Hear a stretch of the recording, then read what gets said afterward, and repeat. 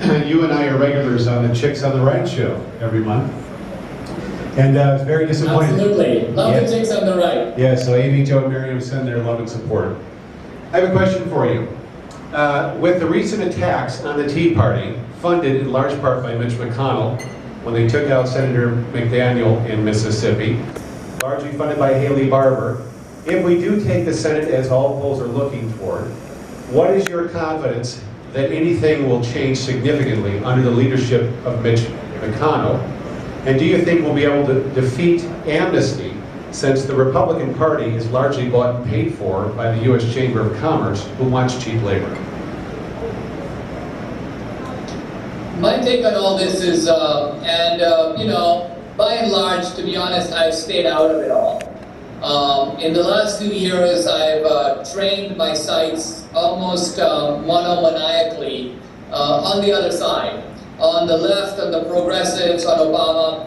And if I look at my kind of career direction right now, it is to build alternative cultural institutions, and specifically I would call them megaphones. The left has huge megaphones. Bill Maher is a megaphone, Jon Stewart is a megaphone, Colbert is a megaphone. We have nothing to compare with any of that. And so, you know, I recognize all this fratricidal stuff that's going on in the Republican Party. To me, this is the mark of being a complete loser. When your party is losing, the sides turn on each other. Remember that many of these same people with the same mentality were in power when Reagan was president. And yet they weren't fighting. The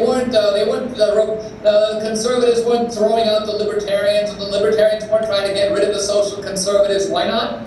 Because when a party is winning, all the opportunists come over to your side anyway. You don't actually have to go to Mitch McConnell or anybody else and give them the Wealth of Nations or hand them you know, a pro-life manual. You'll discover that their behavior begins to improve remarkably. So if the Republicans take the Senate, the behavior of the Republicans will become more unified automatically. When the momentum begins to shift, we'll feel it, and on our side, we'll stop eating its young.